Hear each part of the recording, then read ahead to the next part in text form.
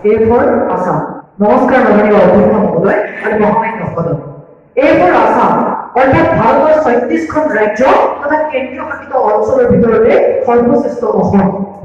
অধ্যক্ষ মহোদয় 2016 চনতে দেশৰ প্ৰধানমন্ত্ৰীগৰাকী আহি আমাক প্ৰতিশ্ৰুতি দি গৈছিল যদি সমগ্ৰ ভাৰতৰ ছাত্ৰ ছাত্ৰীয়ে A for Assam বুলি পঢ়িবলৈ হয় তেন্তে আমি তেওঁলোকৰ শাসনক আঁকোৱালি ল'ব লাগিব। কিন্তু দুৰ্ভাগ্যৰ কথা এই যে পৰৱৰ্তী সময়ত তেওঁলোকৰ শাসনকে আঁকোৱালি লোৱাৰ পাছত তেওঁলোকৰ শ্ৰেষ্ঠত্ব অসম এতিয়া দেশৰ 30 নম্বৰ স্থানতে আছে। তাৰ বিপৰীতে প্ৰসূতি মৃত্যুৰ ক্ষেত্ৰত দেশৰ ভিতৰতে প্ৰথম স্থানত অসম আৰু শিশুৰ মৃত্যু হাৰৰ ক্ষেত্ৰত অসমৰ স্থান তৃতীয়। ভাৰত চৰকাৰৰ স্বাস্থ্য মন্ত্ৰালয়ে প্ৰকাশ কৰা শেহতীয়া তথ্যত এই কথা প্ৰকাশ পাইছে। তাৰোপৰি মাননীয় অধ্যক্ষ মহোদয় ভাৰতৰ ভিতৰতে অসমতে সৰ্বাধিক হাৰত ছাত্ৰ ছাত্ৰীয়ে বিদ্যালয় এৰে।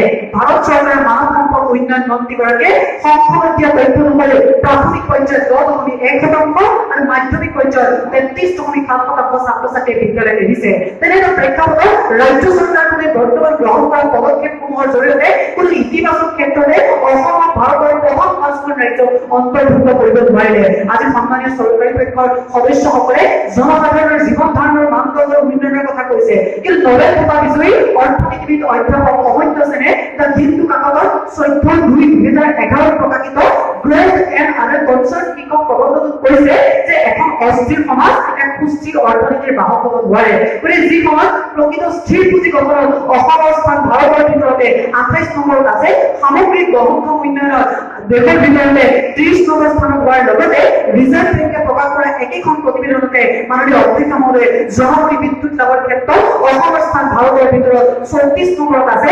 তেনে এটা প্ৰেক্ষাপটত ৰাজ্য চৰকাৰখনে গ্ৰহণ কৰা পদক্ষেপসমূহৰ জৰিয়তে কোনো ইতিবাচক ক্ষেত্ৰত অসমক ভাৰতৰ প্ৰথম 5খন ৰাজ্যৰ অন্তৰ্ভুক্ত হ'ব বুলি কোৱা আৰু বগামুলা পকিলে গাজৰ হ'ব বুলি কোৱা একেটাই কথা।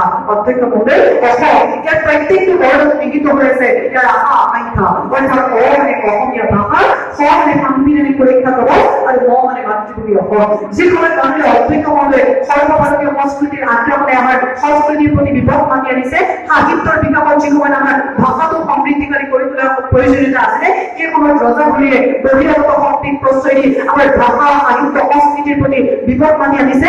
সাংবিধানিক সুৰক্ষা কবচৰ ক্ষেত্ৰত মাননীয় অধ্যক্ষ মহোদয়ে ব্যংগ লেখক ডক্টৰ নগেন শইকীয়াই লিখিবলৈ বাধ্য হৈছে যে বাজক দলত বাজক অংশ বাজক মিথম ফুল এইখন আগত গাঁতত সমান টানি আজুৰি তোল। মাতৃভূমি অসমৰ ক্ষেত্ৰত অধ্যক্ষ মহোদয়ে যি সময়ত প্ৰয়োজনীয়তা আছিলে অখিলঞ্জীয় অস্তিত্ব ৰক্ষাৰ কাৰণে সীমান্ত কটকটীয়া নিৰাপত্তাৰ ব্যৱস্থা কৰা, প্ৰয়োজনীয়তা আছিলে ভাৰত বাংলাদেশৰ মাজত বিতৰণ প্ৰত্যাৱৰ্তন চুক্তি কাৰ্যকৰী কৰি তোলা, তেনে এটা সময়তে মাননীয় অধ্যক্ষ মহোদয়ে অসমীয়া খিলঞ্জীয়ৰ ওপৰত যেতিয়া নাগৰিকত্ব সংশোধনী বিধেয়কৰ দৰে কিছুমান নীতি জাপি দিব বিচৰা হয় তেতিয়া মাননীয় অধ্যক্ষ মহোদয়ে বিৰোধিতা কৰিবলৈ বাধ্য হয় এনে এখন বিধেয়কৰ। ইয়াতে বাজি উঠিছে সংকেত ধৰি, এই সংকেত ধৰি মাননীয় অধ্যক্ষ মহোদয়ে আমাৰ জীৱন আমাৰ অসমীয়া জাতিটোৰ বাবে এই সংকেত ধৰি আজি আমি সকলো সচেতন হোৱাৰ প্ৰয়োজনীয়তা আহি পৰিছে। মাননীয় অধ্যক্ষ মহোদয়।